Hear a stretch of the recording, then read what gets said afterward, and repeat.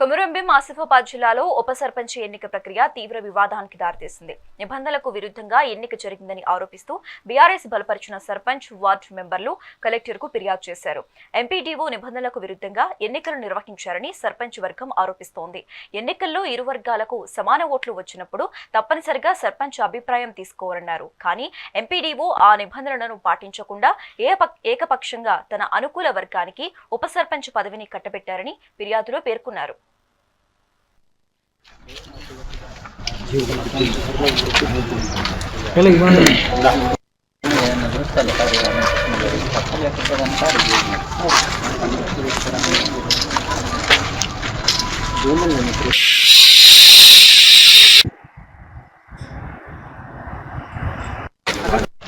ముందే దీపక్ వచ్చి మీరు మాకు ఇయ్యాలా నేను ఉప సర్పంచ్ అవుతా అన్నాడు.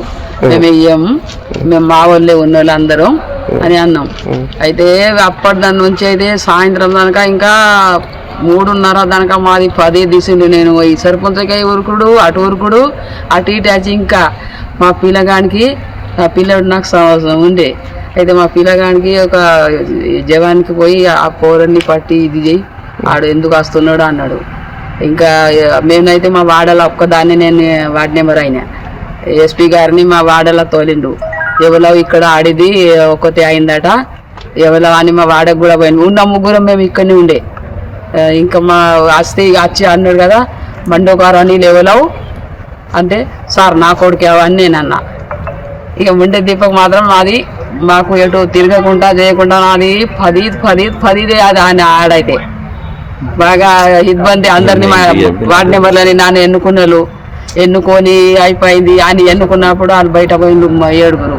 వీళ్ళు ఏం చేసిండ్రు 7గురిని తీసుకుపోయినప్పుడు ఇక అమ్మ నువ్వు సర్పంచ్ అయిన ఉప సర్పంచ్ అన్నారు. అనేటాలకు లోపల ఏం జరిగిందంటే అక్కడ 6వ సార్ లేకుండా లోపల వేరే ఒక సార్ ఉండే. ఆయన ఏం చెప్పిండంటే ఉప సర్పంచ్ ఎన్నికప్పుడు 7 మెంబర్స్ ఇద్దరిని ప్రపోజ్ చేశారు. అందులో ఆ సార్ ఏమన్నాడంటే 7 మంది అయింది కాబట్టి చిట్టీలు వేద్దామన్నారు. ఫస్ట్ చిట్టి వేద్దామన్నప్పుడు నేను లేచి అడిగిన సార్ని, సార్ సమాన అయినప్పుడు సర్పంచ్ ఓటు కీలకం కదా సార్, నన్ను అడగకుండా మీరు చిట్టీలు ఎట్లా వేస్తారని నేను అడిగిన తర్వాత ఏమో సార్ ఏమన్నాడు మళ్ళీ ఇంకో క్యాండిడేట్ ఉప సర్పంచ్ క్యాండిడేట్ ఆయన లేచి గొడవ పెట్టుకున్నాడు అక్కడ లోపల గొడవ పెట్టుకున్న తర్వాత మమ్మల్నిగా నీకు ఓటక్కు లేదు, నీది ఇక్కడ నువ్వు ఫస్ట్ లేపర్గా చెయ్యి, నన్ను అడగకుండానే మొత్తం వాళ్ళ ఫేవర్లో మాట్లాడింది అందరూ. తర్వాత సారు మేడం ఎంపీడో మేడం వచ్చింది, మమ్మల్ని అందరినీ దమ్ చేసింది అన్నట్టు బెదిరించింది. నీకు దిమాకుందా, నీకు రూల్స్ తెలియకుండా నువ్వు ఎందుకు నిలబడ్డావు సర్పంచ్ గా, నీకు అన్నీ తెలియదా, నీకు తెలిసి నిలబడాలి కదా అని నన్ను బాగా తీసి పడేసింది లోపల అందరి ముంగట. అధికారుల దృష్టికి తీసుకెళ్ళండి. ఇప్పుడే కలెక్టర్ ఆఫీస్కి వచ్చి అప్లికేషన్ ఇచ్చినాం. దీన్ని తొందరగా సాల్వ్ చేయాలని మేమందరం కోరుకుంటున్నాం. ఇప్పుడు జరిగిన ఉప సర్పంచ్ ఎన్నికని రద్దు చేసి మళ్ళీ ఇంకోసారి ఒక రూల్ ప్రకారం చేసి దాని రూల్ ప్రకారం అందరినీ తెలిసేటట్టు చేయాలని మా విన్నపం.